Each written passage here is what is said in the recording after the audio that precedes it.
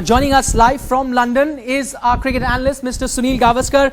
Sunny bhai, just a short while ago, we were talking about MS Dhoni and the unorthodox captaincy style that he has. Now, as a commentator, your job is many a times to make predictions, and going by your record, you've been very good at that. But on occasion, has MS Dhoni ever forced you to bite your tongue when he's making those crazy decisions on the field?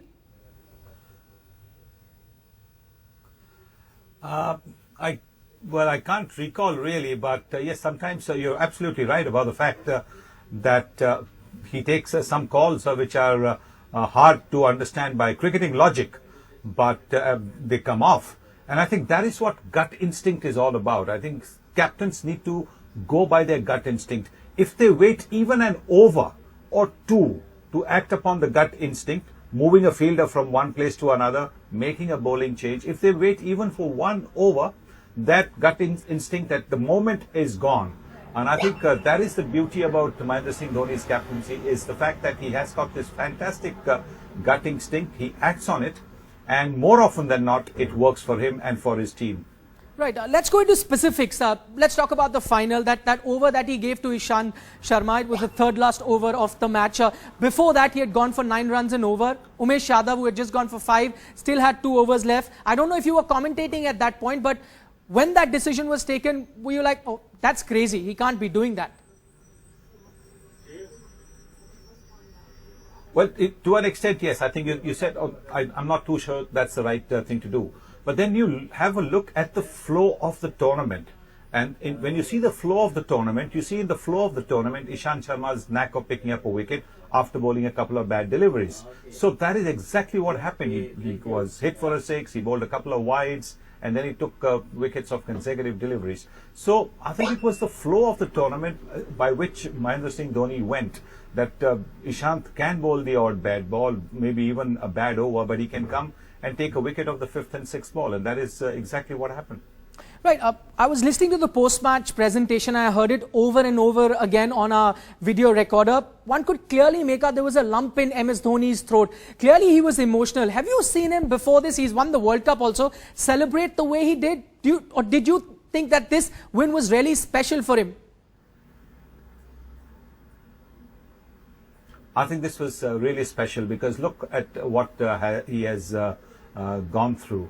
I mean, here is a captain who's brought glory to the country in all formats of the game. He's been the captain when India has been the #1 ranked team in Test cricket. He's been the captain when India has won the inaugural 2020 World Cup. He's been the captain when India won the 2011 World Cup. And yet there have been so many allegations leveled at him. I mean, this conflict of interest allegation against him has been so, hard to understand. I mean, first and foremost,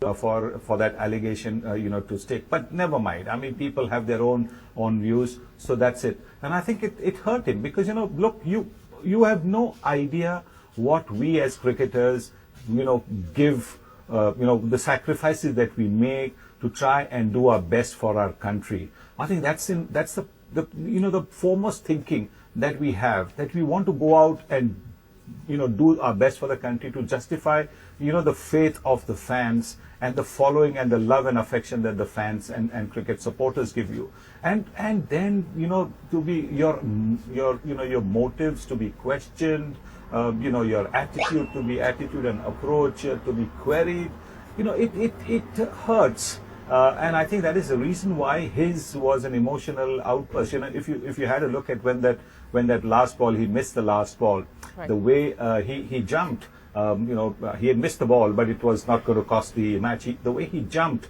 the way he showed his emotions was simply because of all that had happened. He hit that 6 in the 2011 World Cup, but he was cool as a cucumber. He just twirled his bat round, watched the ball go. There was nothing like, no pumping of the fist, no jumping up and down. But here, he did that. And I think that was all the result of all that he has had to undergo. People questioning him, his motives, his integrity. I don't think that is cricket. All right, Sunny bhai, stay on with us. We'll get lots more with Sunil Gavaskar live from England. But time now for us to take a short little break.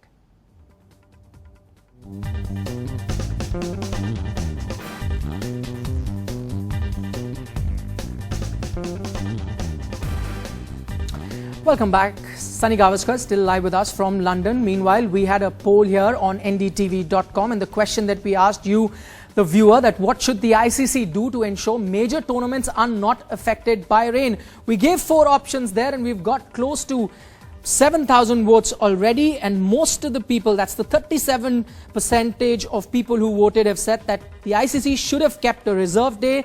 34% people feel that they should avoid scheduling tournaments during rainy season, while some also feel that it's time to have tennis-like roofs in cricket stadium.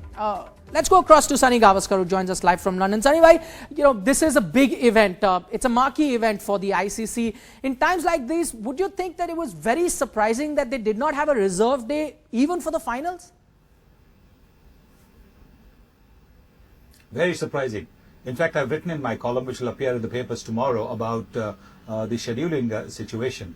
Because, not to have a reserve day for a final of a global event is really something which is incredible. I understand, and I could be wrong over here. This is because it was England has to continue with the New Zealand tour. I mean, New Zealand has to continue with its England tour, and there are T20 matches which are slotted maybe tomorrow or day after, and that is the reason that they could not have this reserve day. Now, this is strange. I mean, what it tells you is that a board is giving more importance to its domestic program than a global event. Now, if that is happening, do not have the global event in a country which is not giving it the importance that it deserves. Apart from India, no other country actually sacrifices its domestic tournament, domestic program for a world event. Look at Australia. The 2015 World Cup is going to be played after the Australian domestic season finishes. So it's going to be played only in February, March. England invariably plays it in June when it can be dicey. July, August are probably the best months to have cricket in England, because it's a little more predictable. The summer is going to be a little more predictable. It could still rain, but July, August, a lot better to have cricket in England rather than June. May, June, you're taking a huge chance, and that's what happened. So you have to give it to countries, or insist when you give it to the countries that you're going to have it the best time of their summer, and not when their domestic season is done and then you have the tournament. I don't think that's the way to go about it.